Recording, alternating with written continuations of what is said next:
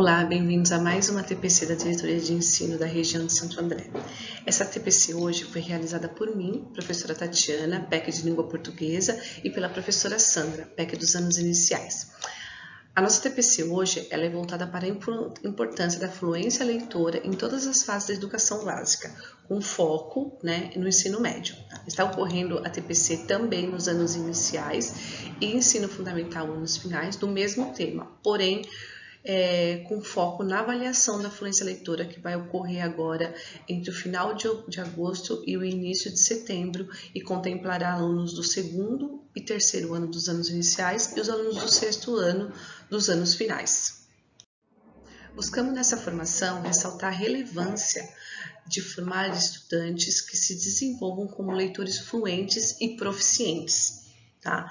A gente espera que esses estudantes estejam aptos a seguir a trajetória escolar, compreendendo e realizando interpretações em todas as etapas e componentes curriculares, interagindo socialmente como cidadãos, conhecedores de seus direitos e seus deveres. Para isso, tratamos os seguintes tópicos: conscientizar sobre a importância e a responsabilidade de formar leitores fluentes, oferecer subsídios e estratégias para o avanço no desenvolvimento da leitura fluente e hábil, e incentivar a leitura de docentes e discentes. Tá?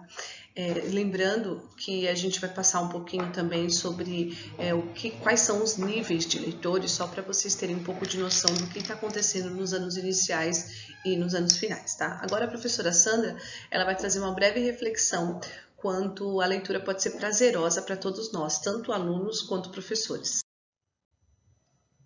Um livro é um ótimo companheiro. Depois que descobrimos o prazer da leitura, nunca mais ficamos sós. Autor desconhecido. Como é importante para você, professor, demonstrar de todas as formas para os seus estudantes o quanto é formidável este universo da leitura. E é mesmo. E não importa qual o componente disciplinar, seja o principal modelo e motivador, mostre que você lê, leve para a sala de aula todos os dias o livro que você está lendo. Deixe-os perceber que você leva o livro para casa e traz diariamente. Permita que eles vejam que o livro faz parte do seu mundo, que há prazer nisso. Desperte a curiosidade, faça pequenos comentários acerca do livro, fale o porquê está gostando da leitura, o porquê você indicaria. Comente que outros livros você já leu e que também pretende ler. E o essencial é ler para eles. Ler notícias, textos, histórias, instruções. Aos poucos, eles vão percebendo as diferenças, variações e necessidades de ler e entender. Conte a eles o quanto o livro pode ser um companheiro em diversos lugares além da nossa escola, como também em casa, nos finais de semana, nas férias, no parque, na praia. Podemos ler também para todos. Podemos ler para crianças que ainda não sabem ler, idosos que têm dificuldade de enxergar. Todos gostam de ouvir histórias. Diga que os livros digitais também são grandes companheiros e ensine-os a pesquisar e a lerem as sinopses para escolherem um livro, a indicar para um colega quando gostar de uma leitura. E mesmo os pequenos, eles também têm opiniões acerca de uma história ouvida. Eles sabem opinar, sabem se expressar.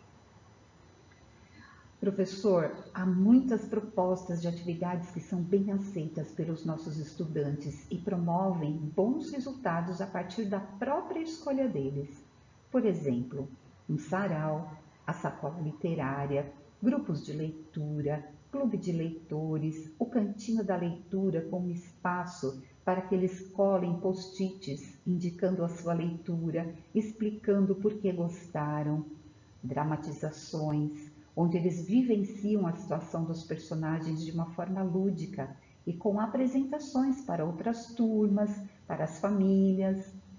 A organização de visitas na própria biblioteca da escola, com um olhar mais atencioso ao número de exemplares, aos temas, aos autores, podendo manusear um livro, ver as ilustrações, sentir o cheiro do livro.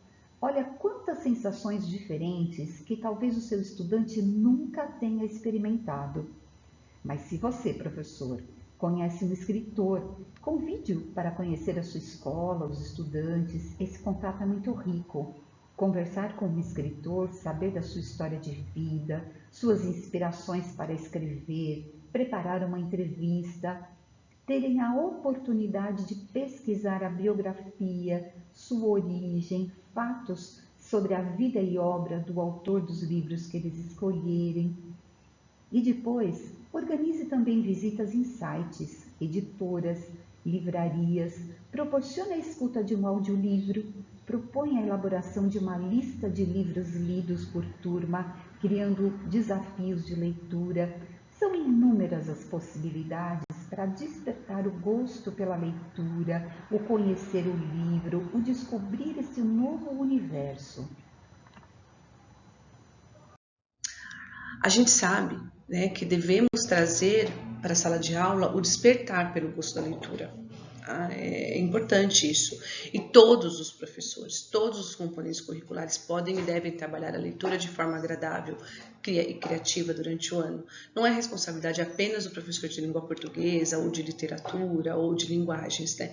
Todos nós temos essa responsabilidade como professores. A gente pode trabalhar obra de artes, por exemplo, reportagens, notícias. Tudo isso podem ser portas de leitura que estimulam o desafio da pesquisa, e também o aprofundamento, né? E colocam a leitura como um objetivo e estimulam os leitores, principalmente os iniciantes, a progredirem.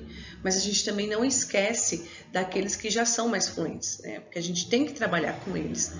E eles têm que avançar também, eles não podem estagnar nesse processo de leitura, eles têm que continuar, a gente tem que continuar instigando que eles sempre queiram avançar. Eles não podem, eu já sei ler, o aluno já é fluente, então com esse eu não preciso trabalhar, eu preciso focar naquele que não sabe. Não, nós temos que focar em todos, então nós temos que perceber qual leitor está melhor, qual estudante está mais avançado e trabalhar com todos. Claro que de repente com atividades diferentes, mas a gente não pode deixar nenhum estudante estagnar no processo de leitura. A leitura, ela muda o mundo, né, e transforma o ser humano.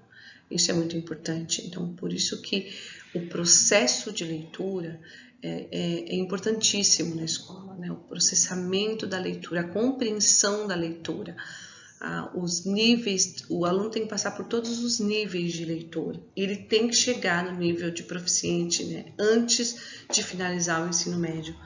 A gente tem essa responsabilidade, a gente precisa formar alunos que saibam ler proficientemente para prestar uma avaliação, para fazer um Enem, para se dedicar aí no mercado de trabalho, para se dar bem mesmo numa entrevista, numa dinâmica de emprego, em um concurso. Então é esse o nosso papel, né? Formar esse tipo de cidadão. E por que não ser uma responsabilidade de todos, né? De todas as áreas, de todos os componentes curriculares? Inácio de Loyola Brandão diz que ler é ganhar a alma. E isso é muito interessante, principalmente para quem gosta bastante de ler, né? Sabe o quanto é prazeroso, o quanto é gostoso você se envolver com o livro. A leitura, para os estudiosos, é a construção de significados, ou seja, os sujeitos é que atuam sobre o texto a partir de um vasto conjunto de conhecimentos acumulados e estruturados em função da vivência de determinada cultura. Ou seja, diante de um texto, os leitores eles acionam o seu conhecimento de mundo, porque eles já sabem. Esse conhecimento pode ser mais ou menos formalizado, depende do nível de leitor que você é. O texto ele não tem um sentido. O texto não é um sentido. O texto ele não é um significado pronto. Tá? Não está lá no texto prontinho. O texto vai nos oferecendo um conjunto de pistas que vai guiando nós, leitores, né, na tarefa de construir todo o sentido que é a leitura no total, né, no conjunto. Então, você lê um texto, você vai tendo aí, o texto vai te dando pistas, vai te dando, acionando aí conhecimentos que você já possui, e aí você vai chegando na construção de todo o sentido. Tá?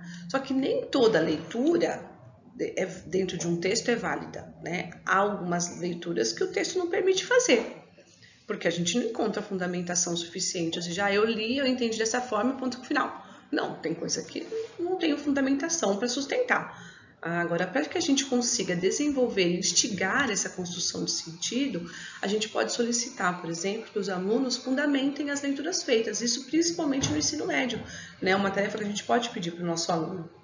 Agora, a professora Sandra, nos slides a seguir, ela vai exemplificar toda a evolução da fluência leitora, comparando com andar de bicicleta, por exemplo, né? Como se dá essa evolução dos níveis de leitores até se chegar à fluência leitora dentro do cérebro do ser humano. Vejamos um exemplo comum do dia a dia, como andar de bicicleta. No início deste aprendizado, é comum que todos os esforços sejam canalizados para o controle do equilíbrio, e o equilíbrio sobre duas rodas. Então, neste momento, o mais importante é a capacidade de equilibrar-se e manter-se equilibrado.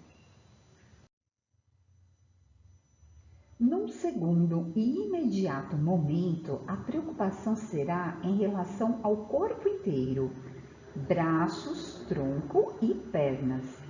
Então, mente e corpo trabalham juntos a favor de manter esse equilíbrio sobre a bicicleta, para não cair. E após a conquista desta habilidade de controle do equilíbrio, então a atenção ficará voltada para outras habilidades, como por exemplo, fazer uma curva, utilizar os freios de forma adequada, visualizar os espelhos, utilizar a buzina quando necessário, olhar os pedestres, o trânsito, os veículos e outras bicicletas que podem surgir no caminho. Quando chegar nessa etapa, você terá uma sensação de maior segurança do que no início do aprendizado. Já sabe um pouquinho mais, porém ainda não tem o domínio da habilidade de andar de bicicleta. Ainda é difícil, complicado manter o equilíbrio, andar e olhar a paisagem, por exemplo, ou ainda andar, manter o equilíbrio e pensar nos afazeres ou qualquer outro assunto. Mas por que ainda é difícil? Porque todas as ações que excedem o estar em equilíbrio e andar de bicicleta significam uma distração, isto é, sair do foco principal, que é o andar de bicicleta. Vamos imaginar que, estando você na primeira parte, no primeiro estágio, que compreende um grande esforço para se equilibrar, apareça uma outra bicicleta vindo na direção. E veja só, é uma pessoa que se encontra no mesmo estágio que você, ou seja, aprendendo a andar. Agora, neste momento delicado, todos os seus esforços estarão divididos em duas ações: manter-se em equilíbrio e desviar da bicicleta que se aproxima. Então, a primeira ação precisa ter uma certa segurança e autonomia para se concentrar na segunda ação. Essa tarefa ela é um pouco mais complicada e no momento em que for necessário realizar duas habilidades simultaneamente, a ação não será tão simples, visto que ainda não existe um domínio completo. A probabilidade dessa ação ter sucesso será bem menor. Mas por que estamos trazendo a situação do andar de bicicleta para a fluência leitora? O andar de bicicleta é apenas um exemplo de ação, que uma vez aprendida, realizamos de forma automática, sem ao menos nos darmos conta, mas que necessita do uso de diversas habilidades que são utilizadas simultaneamente, ao mesmo tempo. Quando lemos um texto, algumas habilidades são assimiladas e não nos damos conta. É tão natural e automático como decodificar palavras, entender o sentido que produz a interação de várias palavras, compreender o sentido no contexto do texto, a pontuação, a relação que há com o conhecimento de mundo, de vida, bem como das experiências, dos conhecimentos prévios e da bagagem que cada um de nós trazemos. Possuir as habilidades necessárias para lidar com leitura e interpretação, é necessário ter um conjunto de ações que é observar, analisar, relacionar, concluir e comparar. Para eu me tornar um leitor fluente, eu preciso reconhecer letras, palavras, frases e textos. Eu preciso localizar informações menos ou mais explícitas, realizar inferências de alcance e nível de complexidade variados e reconhecer recursos expressivos empregados dentro de um texto. Tudo isso é que me garante a compreensão de um texto e me torna um leitor fluente e proficiente. Segundo um pesquisador chamado Augusto Buchin, do Instituto do Cérebro, o hábito de leitura ele tem relação comprovada com a melhor qualidade de saúde mental.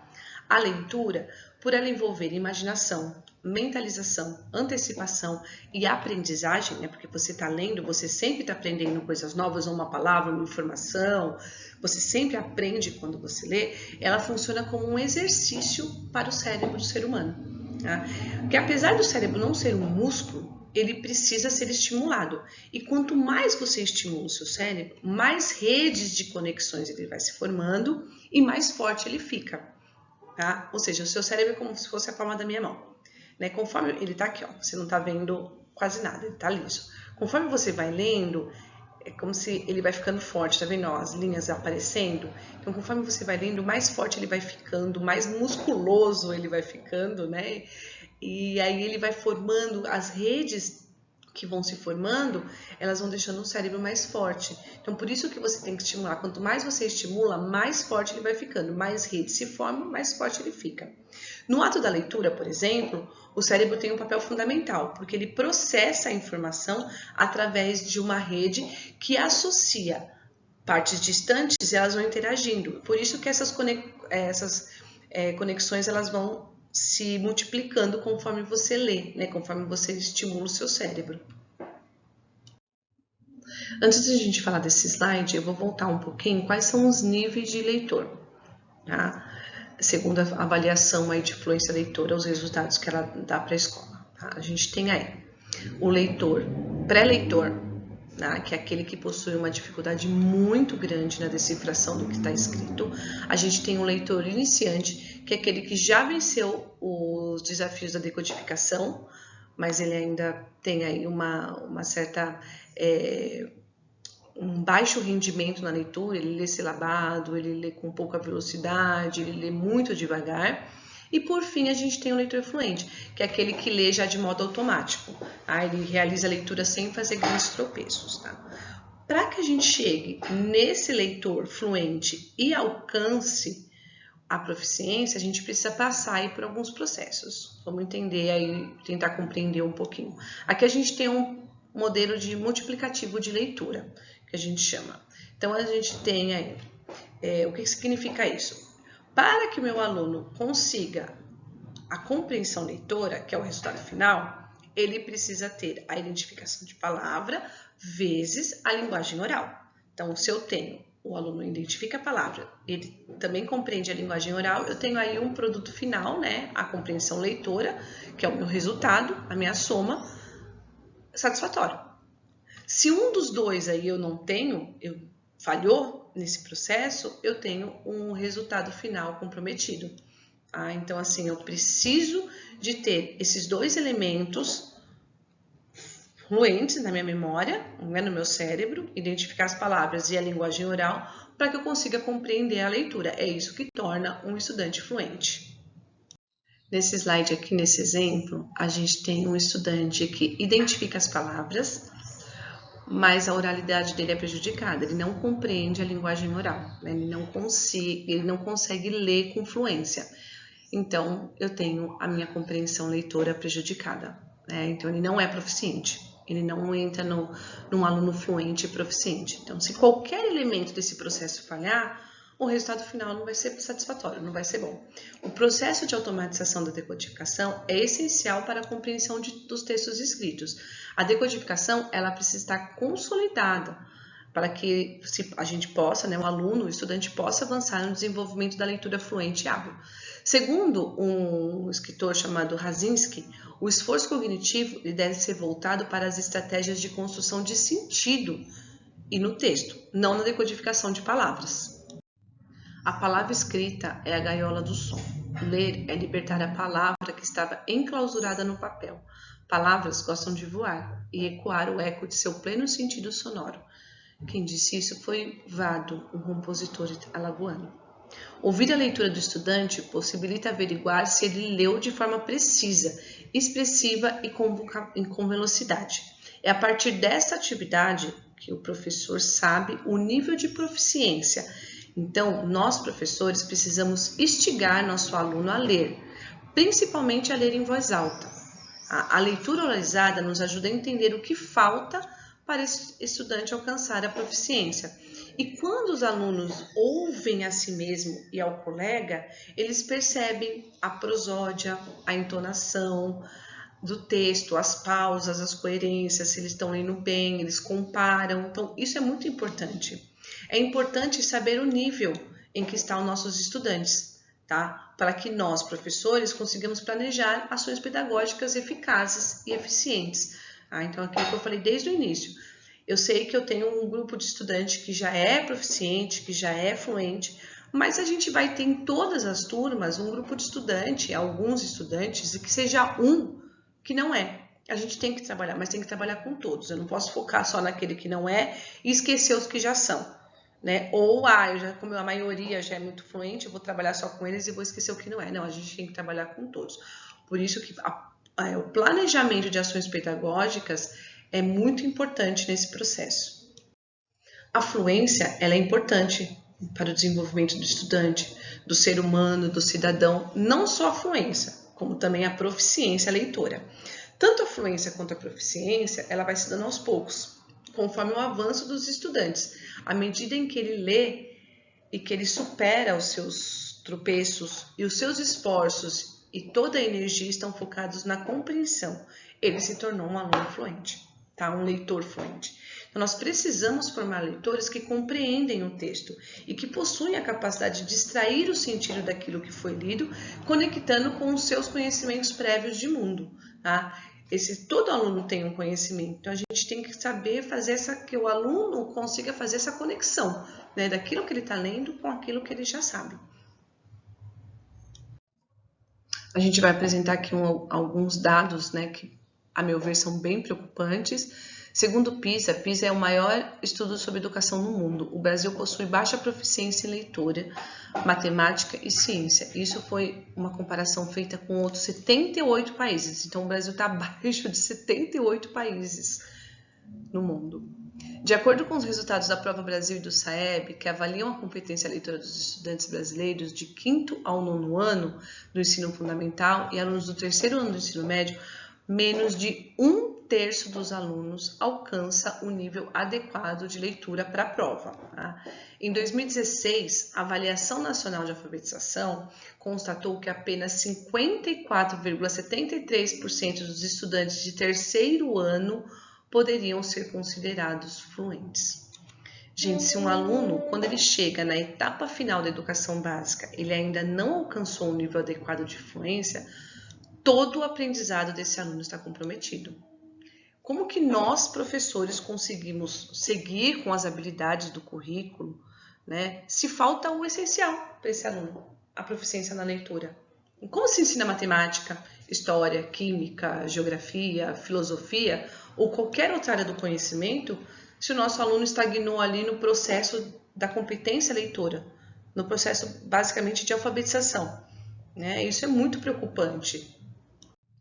Essas perguntas, elas devem nos atormentar, elas precisam estar nos incomodando, né? Nós não podemos deixar de pensar que todos nós temos responsabilidades com o desenvolvimento da proficiência leitora do estudante.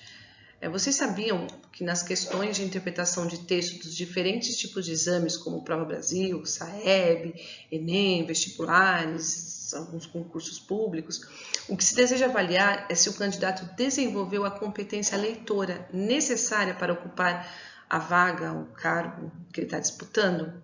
Então, e mesmo sabendo disso, a escola não contempla nem metade dos estudantes com a devida proficiência leitora. Gente, a gente não pode esquecer que cada barreira que o aluno não supera dará lugar a uma outra barreira ainda maior. A gente não pode fechar o olho e pensar, não posso fazer mais nada. Meu aluno chegou no ensino médio sem a devida proficiência, sem a devida fluência, então quem sou eu para fazer alguma coisa? Não, a gente tem que parar, tem que fazer, não pode ser feito mais do mesmo. A gente tem que fazer coisas diferentes, a gente tem que mudar aí, o nosso método, mudar as estratégias, mas a gente tem que contemplar um número maior de estudantes que terminam o terceiro ano do ensino médio fluentes. Tá, e você me pergunta, estamos falando aqui de fluência, o que é fluência, o que é aluno fluente, mas do que é composta a fluência, né? Como que eu sei se meu aluno é fluente? A fluência é composta por um conjunto de ações, né? Para que eu tenha um aluno fluente, esse aluno precisa ter precisão na leitura, né? O que é precisão? É quando ele lê o texto de forma automática, ou seja, a decodificação das palavras, ela é automática. Esse aluno, ele precisa ter velocidade, com que se lê as palavras, ele já não lê mais silabando, ele lê rápido, ele não tropeça, né? E ele precisa ter prosódia. O que é prosódia? Prosódia é a entonação do aluno, né? É a entonação que ele utiliza na leitura, quando ele respeita as pontuações, ele faz as pausas, ele sabe dar a entonação certa das palavras, né? Ele entende de tonicidade das palavras, os acentos e tudo mais. Um leitor fluente é aquele que lê com precisão, velocidade e prosódia, né? Isso que torna um leitor fluente. O leitor proficiente é aquele que lê com precisão, com velocidade, com prosódia e ainda compreende tudo que leu. Tá? Quanto mais automático é esse processo, mais proficiente é o leitor. Então, quanto menos esforço eu desperdiço para entender as palavras, para decodificar as palavras, esse esforço todo ele vai ser usado lá no final, na compreensão do texto.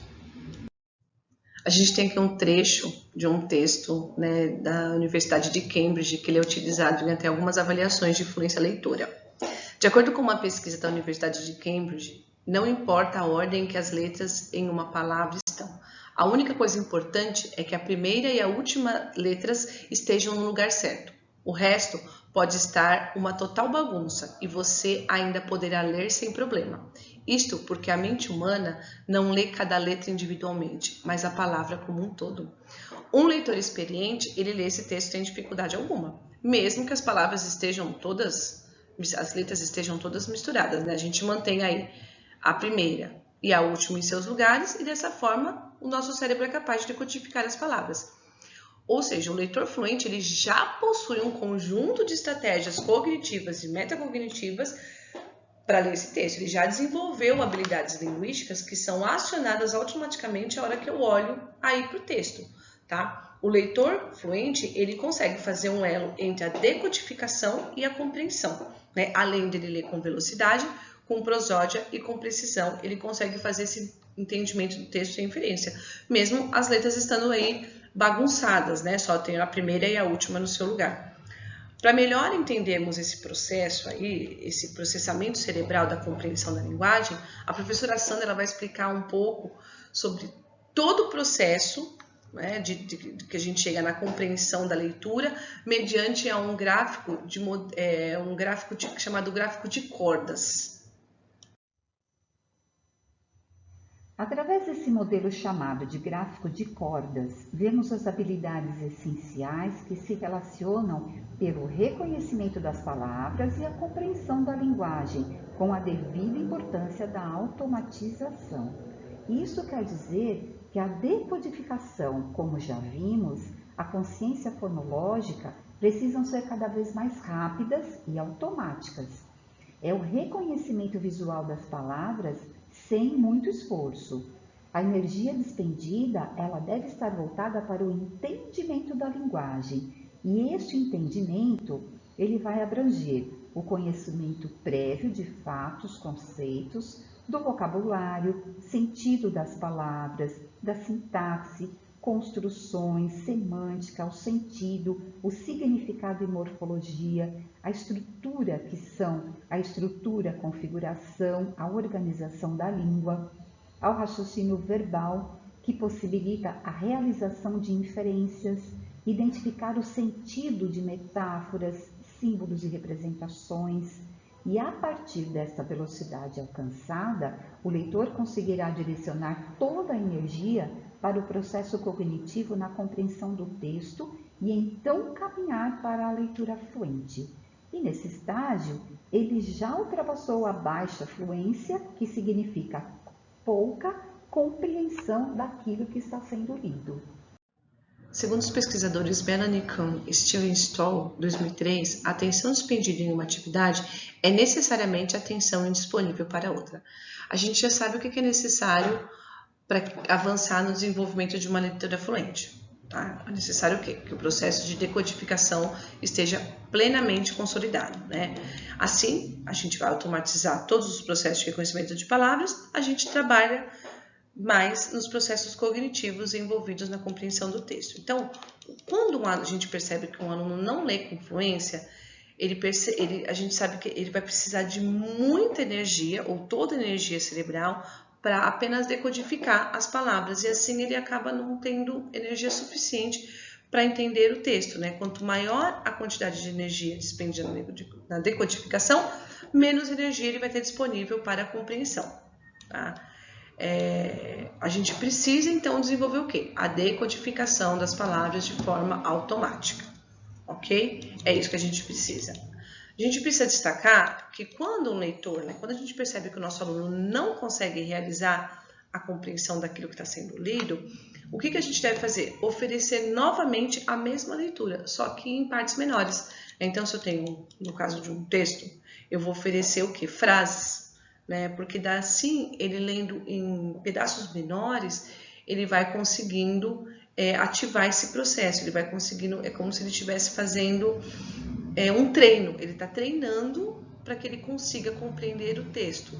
Ele vai treinando naquele mesmo texto e em uma hora ele vai conseguir chegar no nível de automaticidade na decodificação e, consequentemente, ele vai chegar a alcançar a compreensão.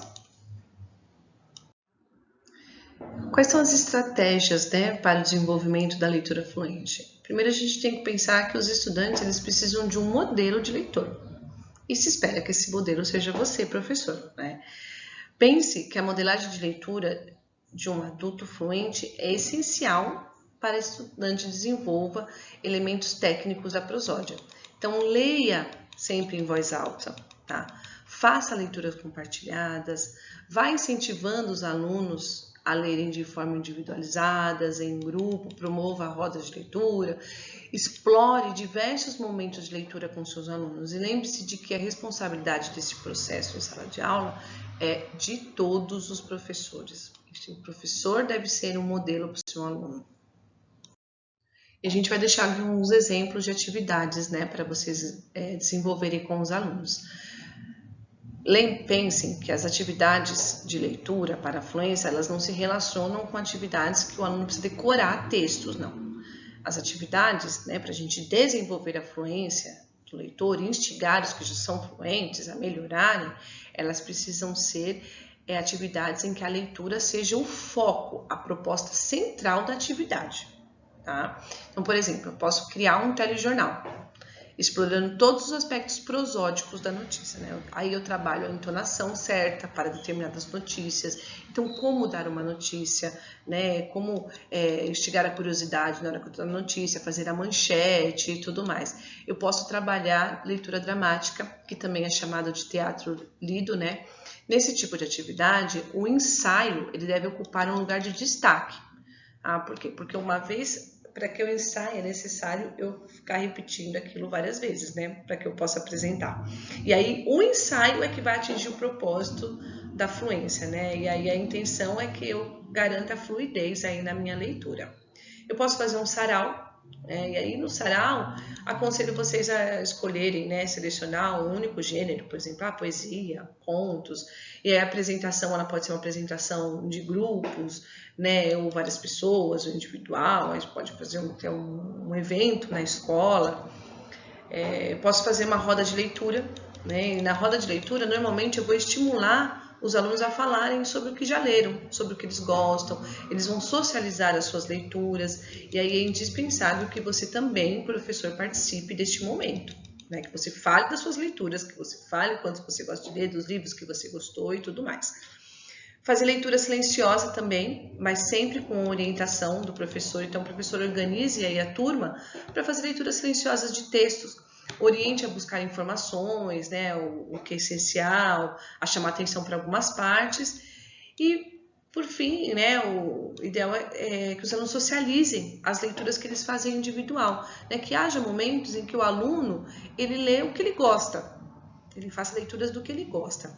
Proponha fichas de leituras, né, nas quais cada aluno divulga as suas leituras pessoais, mas sem colocar todo o contexto, fazer um resumo do livro, por exemplo, né? É aquilo que eu falei no começo.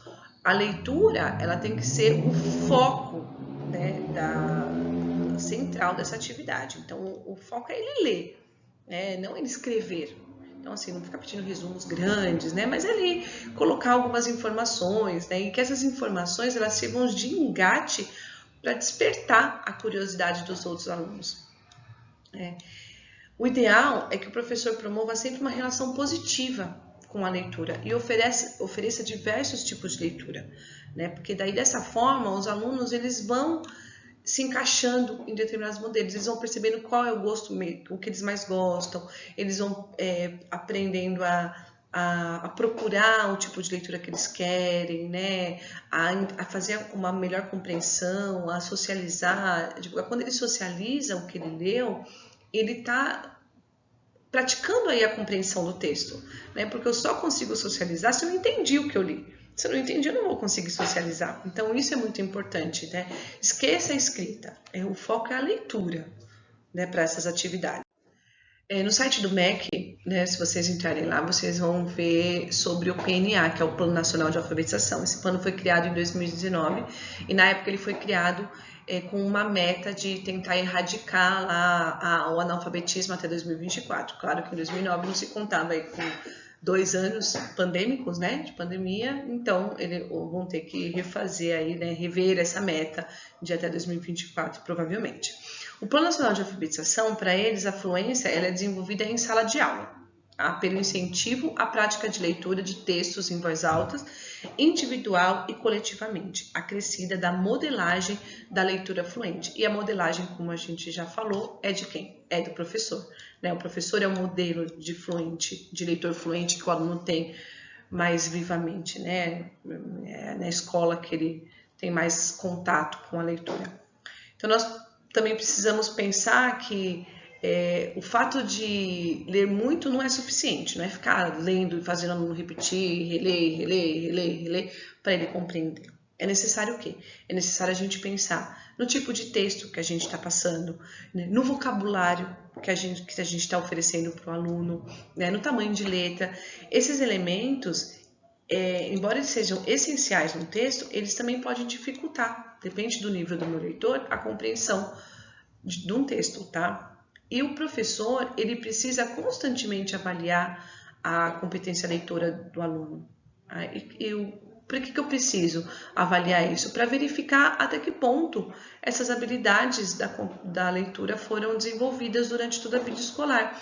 Assim, não fazer avaliações de fluência leitora, como é a avaliação da SEDUC, que vai acontecer agora, né? Como você tem no início da nossa TPC, que contempla alunos do segundo, terceiro e sextos anos dos anos finais. Não, avaliação constante.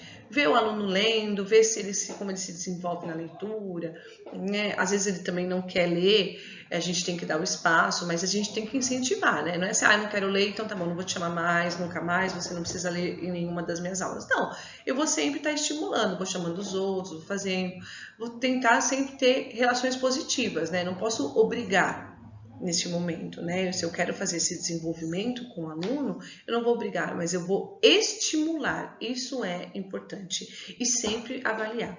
Esse aluno, ele conseguiu evoluir, ele está estagnado, esse já lê bem, mas eu tenho sempre que estar aí instigando ele, né? Para ele melhorar. Então, isso que é o importante.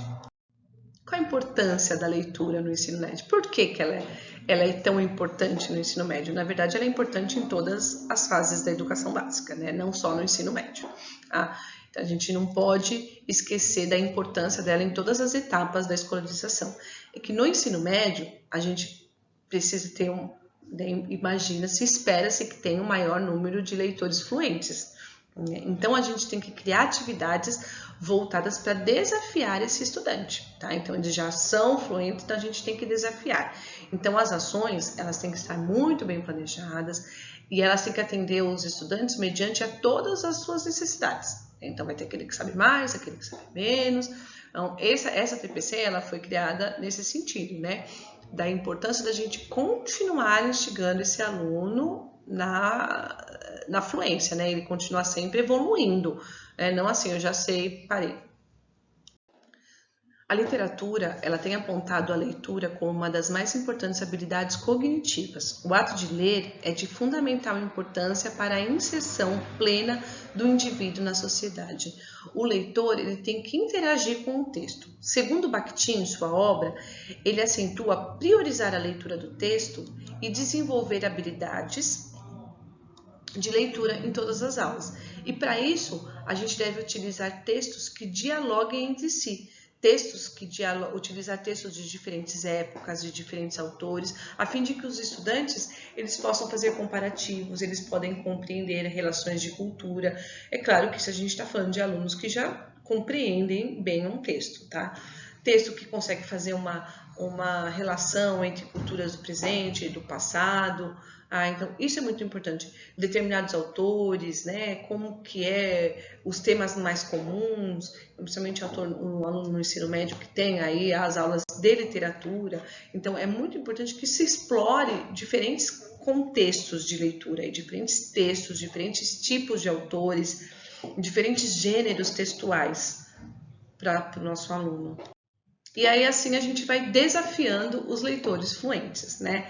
Então, o que a gente precisa para desafiar? Praticar leituras variadas, utilizar diferentes gêneros textuais, trabalhar textos que tragam curiosidades científicas relacionadas a diferentes áreas do conhecimento, criar situações que motivem a aprendizagem, disponibilizar materiais de leituras de fácil acesso e explorar momentos de leitura significativos, tá? Os leitores fluentes, eles precisam ser constantemente desafiados. Não devemos abandoná-los em hipótese alguma, porque eles já são melhores, porque eles já estão bons. Não, eles precisam ser constantemente incentivados, tá? Não é porque a avaliação de fluência também não se dá agora, ela só vai se dar no 6º ano, né, do ensino, do último ano, é o 6º ano do ensino fundamental, anos finais, é que não é necessário falar sobre fluência leitora com os docentes do ensino médio. É tão importante quanto, porque a proficiência ela vai se dar a partir da prática, né, e da exploração de momentos significativos de leitura. Então, incentivem seus alunos, né, leiam com eles, mostrem que você lê, leva seus livros, andem com livros pela escola, mostrem para os alunos que vocês também são leitores, né? Aqui a gente deixa as nossas referências bibliográficas, tá? A maior referência foi a formação que tivemos sobre fluência leitora pela plataforma CAED. E aí depois a gente teve algumas pesquisas em alguns sites, com pesquisas já, teses de mestrados, doutorados. Tá? Então, se você quiser se aprofundar mais sobre o assunto, aqui tá as nossas referências bibliográficas. Ler é viajar sem sair do lugar, voar sem ter asas, caminhar sem tirar os pés do chão, sonhar acordado, navegar em um mar de palavras, soltando a imaginação. Esse trecho foi escrito por Alice Ferreira. Bom, eu agradeço, né? Nós agradecemos a presença de todos vocês, colegas professores. Esperamos ter contribuído para a formação de todos. Esperamos também que você, professor, se deleite com o prazer da leitura e consiga despertar e mediar nossos estudantes para que eles também descubram esse universo.